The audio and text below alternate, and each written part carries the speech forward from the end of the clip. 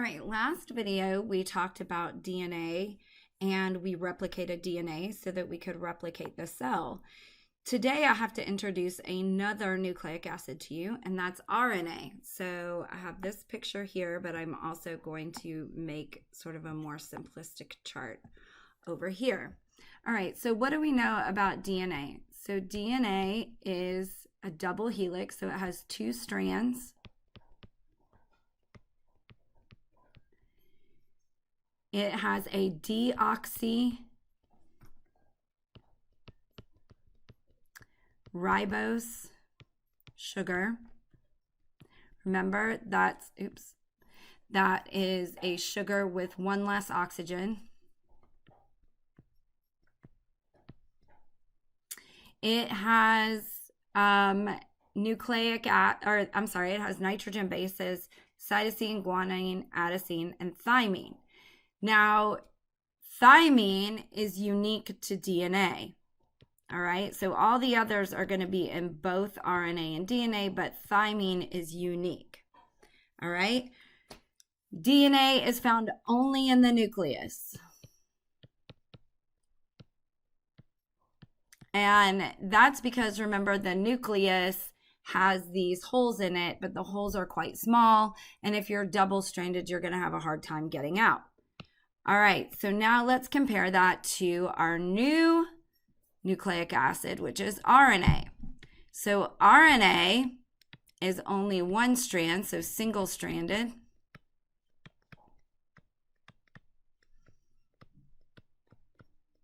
It has the ribose sugar with the oxygen, so we just say ribose sugar.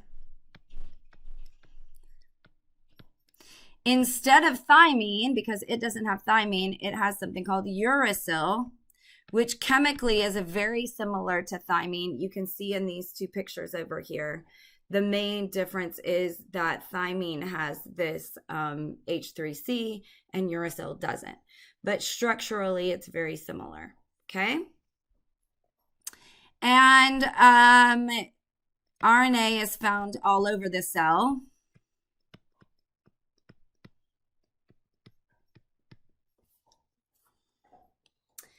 There are two types of RNA. The first type is the one we're going to create today, which is mRNA, called messenger RNA. And this basically is going to, it's created from DNA, all right? And then we have tRNA, which is what we're going to discuss tomorrow, and that is transfer RNA. And we'll get more into what those do later. All right, so the first problem we end up having, the biggest problem for DNA is that it is too big to leave the nucleus. So we have to create a solution. So problem, here's our problem. DNA codes for all proteins, but cannot leave the cell.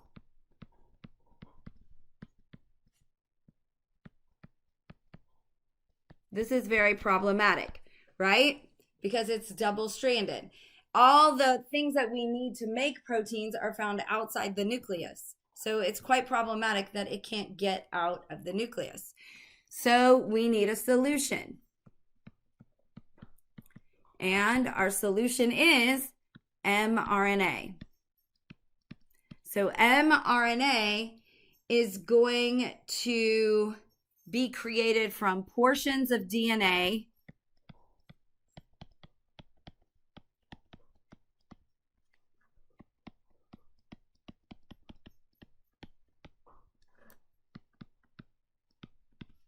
that code for proteins.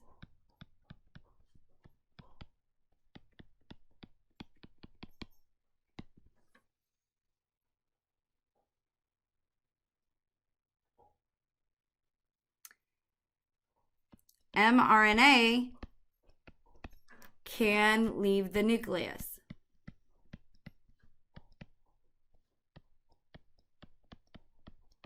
All right. So mRNA is the solution to our problem that DNA needs to create proteins, but it's stuck in the nucleus. And all of the stuff we need to create proteins is outside the nucleus.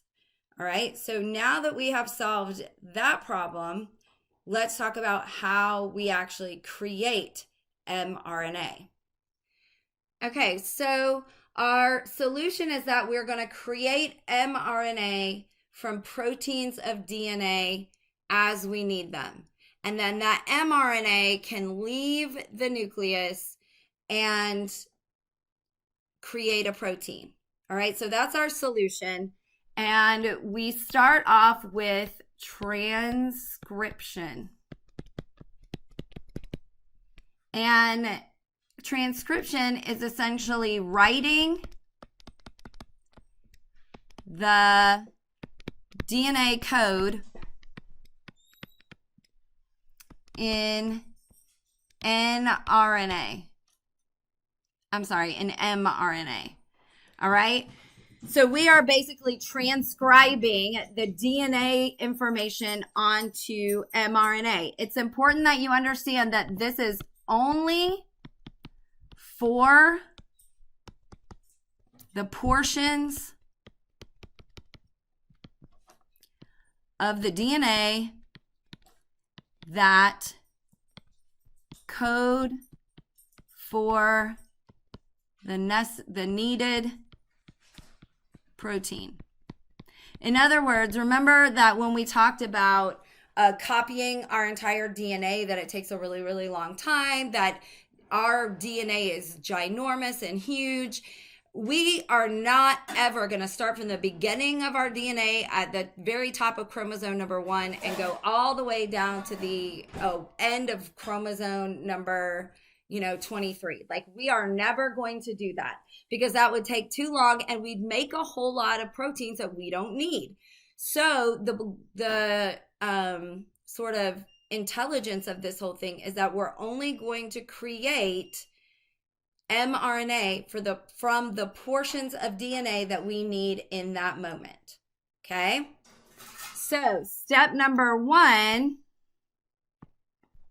is initiation. And basically this just means beginning, like how we're going to begin. So I'm going to write it in words and then I'm going to kind of show you in the picture. So on DNA, we each gene, which a gene codes for a protein, has a promoter.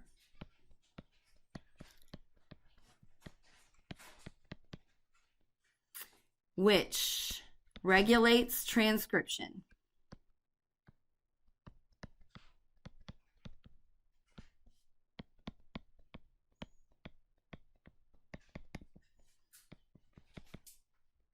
All right. So this promoter is a piece of DNA. So I'm going to draw my DNA. Remember, it's a double helix.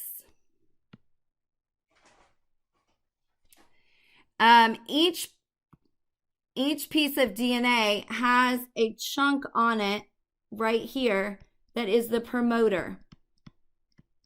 Now, this is not a piece of DNA that codes for a protein. Its actual job is to act like a signal that says, hey, everything after me is a particular protein. So everything after the promoter is going to be the gene you're looking for. All right? Which gives an enzyme called RNA polymerase a place to attach. So RNA polymerase, remember, because it has ACE on the end, we know it's an enzyme, attaches to the open promoter. Now,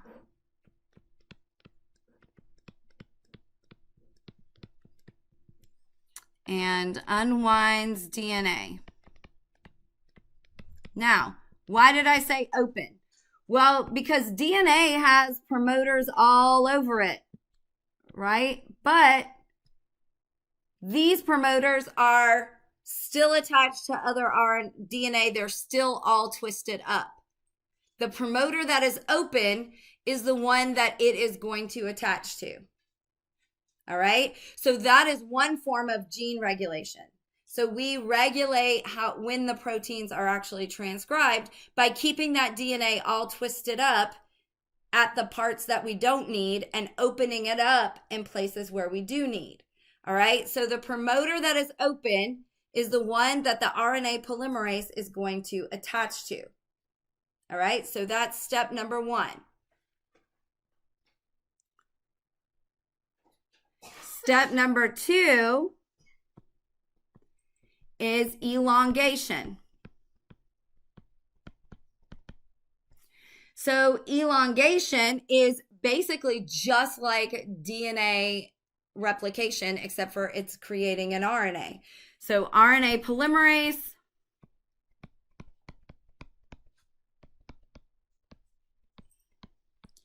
is going to move along the DNA template.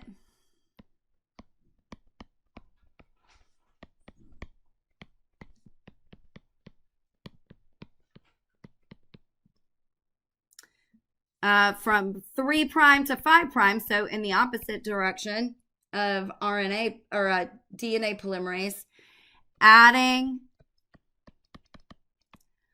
RNA nucleotides.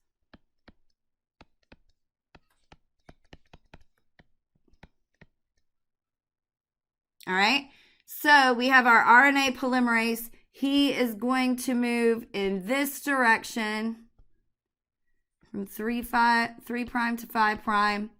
He is going to be adding RNA. So if I have A, C, G, T, A, C, G, T, let's say. So the RNA polymerase is going to go behind and say, okay, in DNA, A always goes with T, but RNA doesn't have T. RNA has a U. So it's going to go U and then still G, C, A always goes with T. So A, but A goes with U in RNA.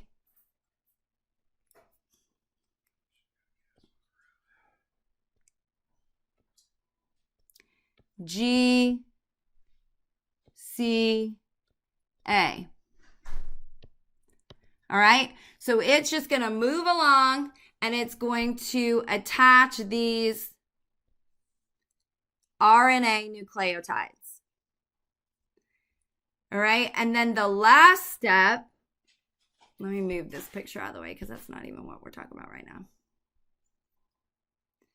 Then the last step is termination. So termination is when RNA polymerase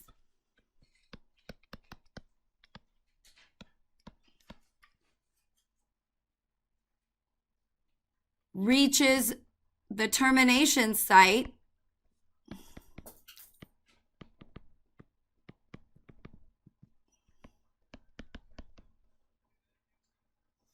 and is set free.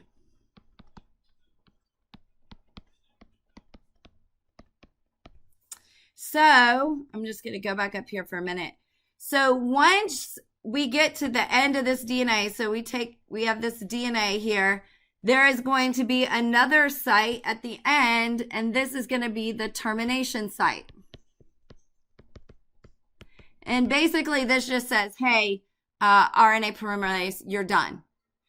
And when that happens, when the RNA polymerase lets go, we end up with a single-stranded 3' to 5' complementary copy of mRNA. All right? So unlike when DNA makes a copy of itself, we are not going to bond this mRNA back together with its DNA template. The whole point of this was to make a single-stranded transcribed copy of DNA so that we could take it out of the nucleus. All right.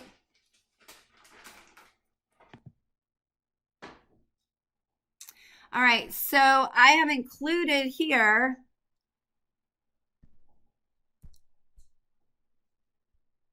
a step-by-step actual picture of what I just explained, okay?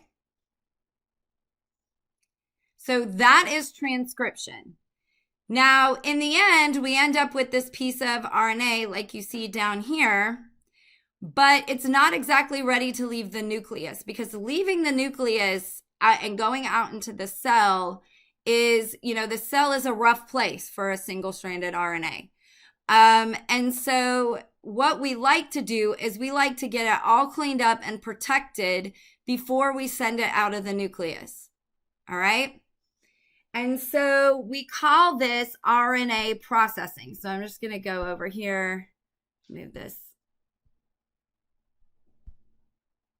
All right. So, and this is a picture of some of the RNA processes, but let's take a look. Wait, what color did I make that RNA? All right. So let's take a look. We got our mRNA here. 3' to 5'. This is our new mRNA strand we just made. All right. Now, we're still in the nucleus.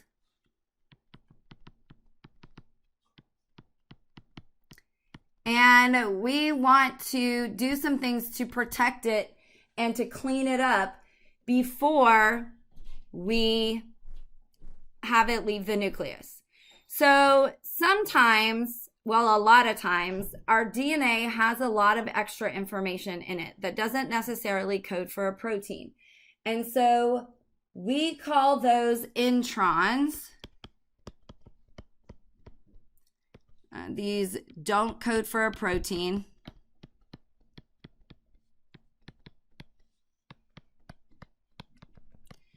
And the exons do code for a protein. Now, if we're going to go through all the trouble of getting this guy cleaned up, we need to take out any extra information. All right? We need to take out any extra information in this mRNA that we don't need. So we're actually just going to go through here and we're going to cut out the introns.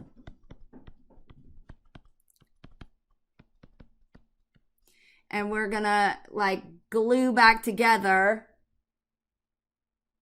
and then put the exons all together.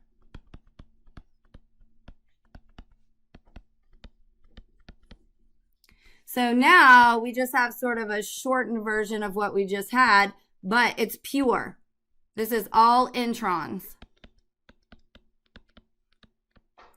Just kidding, all exons.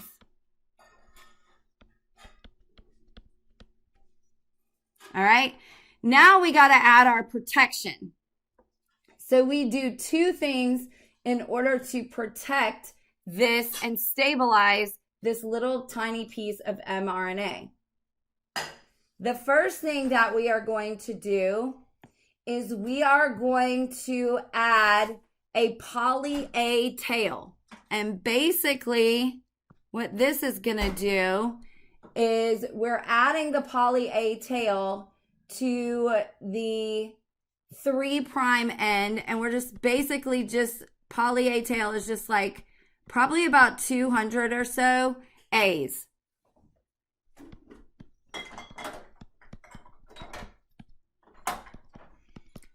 All right, and we're adding it on to the end of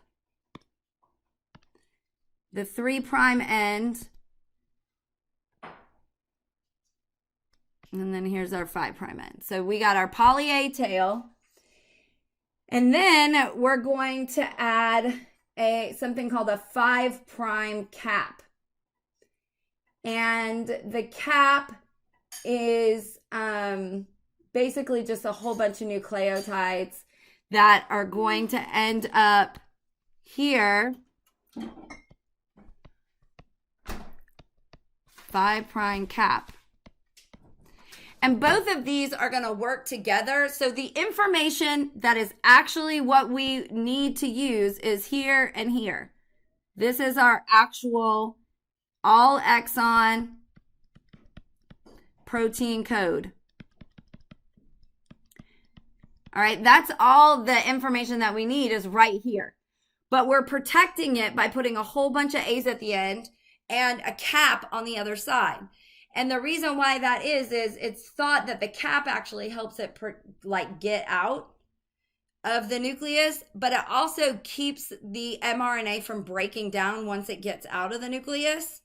And so if the mRNA is going to break at either end, that's okay because what we need is protected. So both of these things are really just here. So 5' cap and poly A tail are there for protection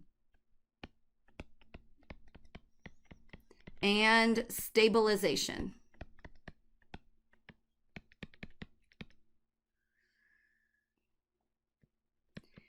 Now at this point, it's no big deal. We can then leave the nucleus. After we've done this, we can leave the nucleus. And I have a little picture that I'm going to put over here that basically tells you the same thing that I just did.